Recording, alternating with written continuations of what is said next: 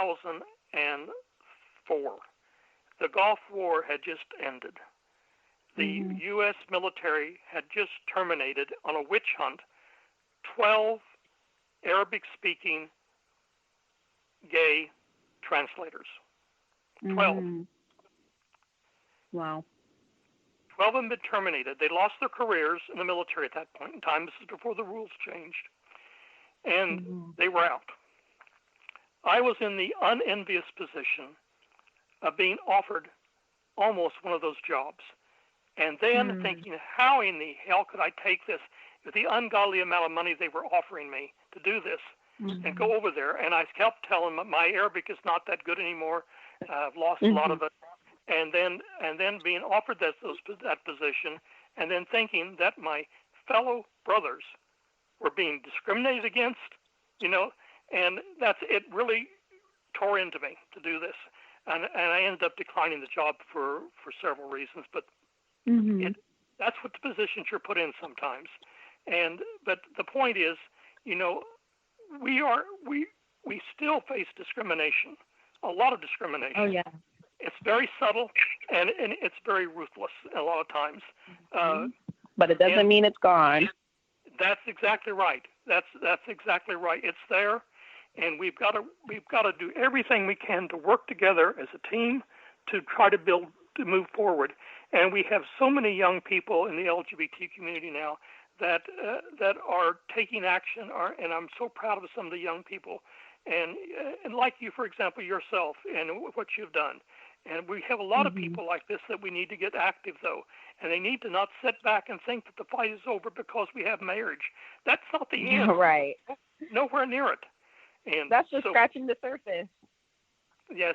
And that's what I want you to share. Maybe you can share some stories or examples here of things that you think are needed to be done yet, and where people can work together to move our process for true equality forward. Yeah, that's so real. I think you really spoke to something super important regarding sort of the covert nature of discrimination that happens a lot of times nowadays. So folks tend to think of, like you said, like, oh, we have marriage equality, everything's fine, or oh, we had a black president, everything's fine, or whatever other example you might want to apply to a particular group of folks.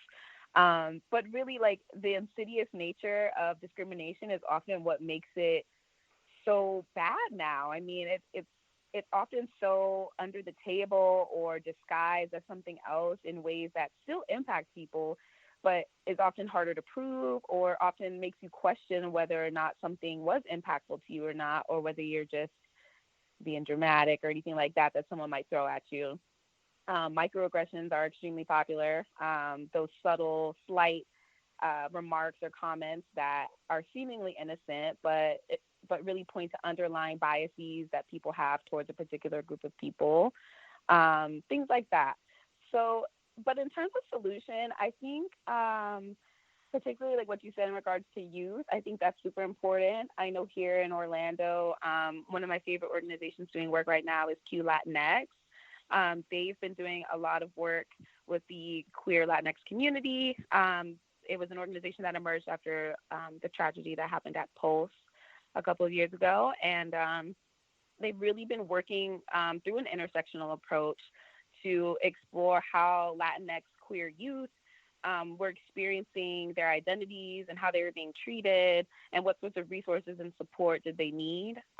They've also been doing a lot of really important work around mental health and wellness, which, as many of us know, in the LGBTQ plus community, mental health and wellness is very important, not only in terms of the higher rates of suicide and other mental concerns, but in terms of our physical bodies and the care that we often need as a result of that pressure, that stigma, and whatnot.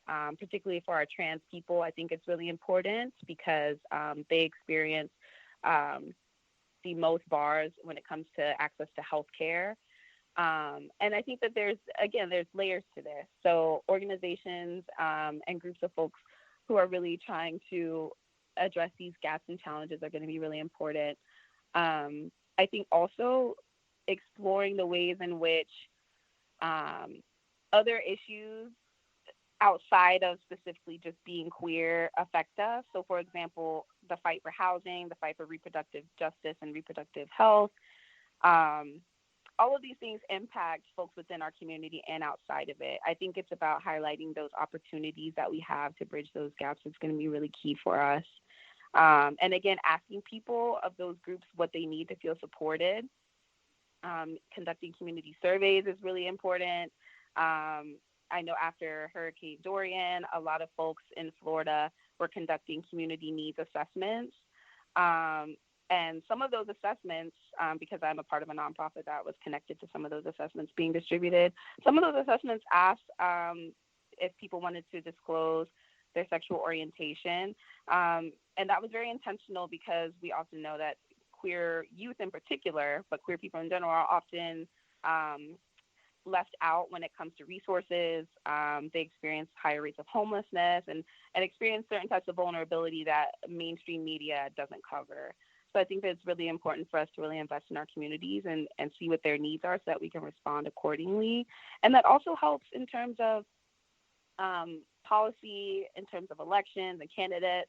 I think something that we could be doing, particularly in the next year as 2020 approaches us and beyond, is asking candidates tough questions about not only how they plan to support the LGBTQ plus community, but how do they see the community as connected to a larger conversation about these intersectional identities that we're all experiencing. Because the way that, for example, a white lesbian woman experiences the world isn't going to be the same as the way a Black trans woman experiences the world. So again, these are very layered. They can be complex, but I think it really starts with asking questions and listening to people, which is why storytelling has been really powerful for me. It's been really transformative for me to share my story with folks and to hear stories of people, because our stories are often what we're left with when it's all said and done. So I think those are really important things. Exactly.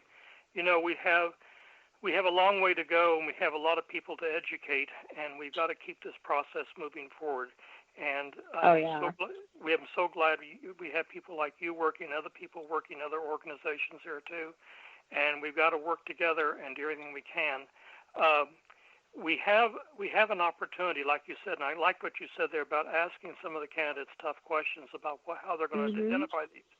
You know, and not only does the LGBTQ plus community have to deal with their sexual orientation, often they have racial issues they have to deal with.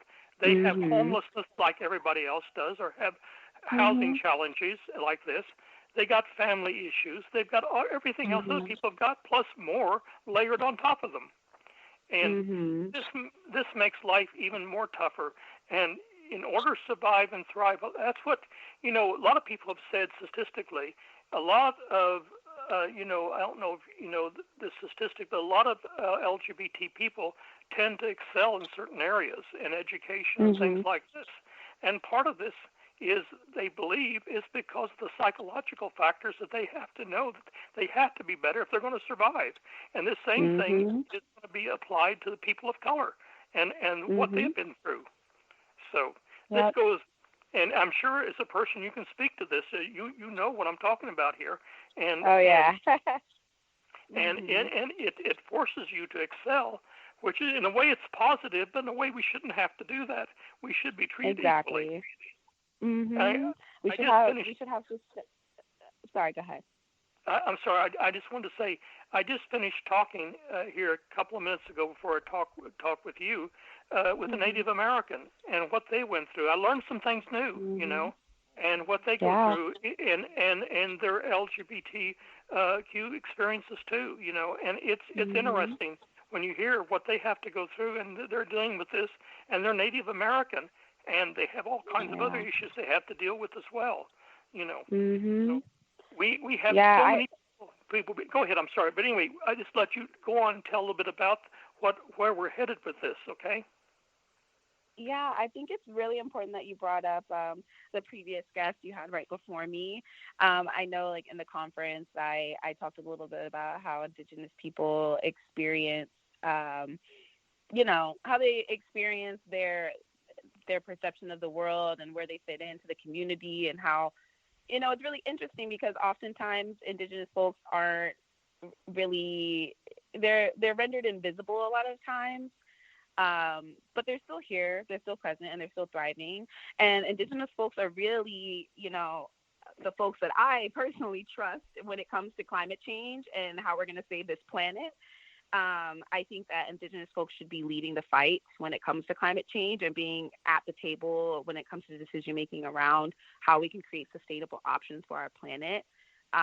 Because they've had to do that for centuries, long before we even climate change was even thought of. They were thriving. They were a part of sustainability movements. So, the issues that are at the heart of the party,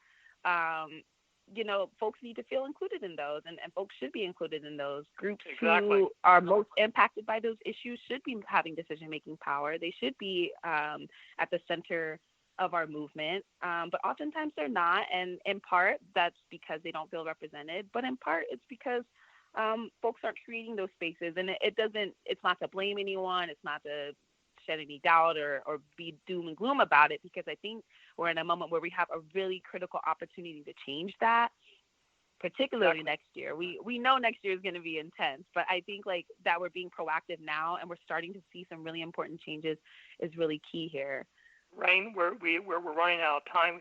In the next 30 seconds here, I'm sorry, we're going to have you back again, okay? Okay. We have a lot more to talk about. Listen, in the next 30 seconds here, wrap up your final thoughts you want people to take away from this, okay? If you could, please. Okay, I got you. So it's really just my hope that in this position that I'm in as Diversity and Inclusion Chair, that I can really build a committee of folks who across the state are passionate about this topic, and passionate about winning in a way that wins for all of us, not just a few.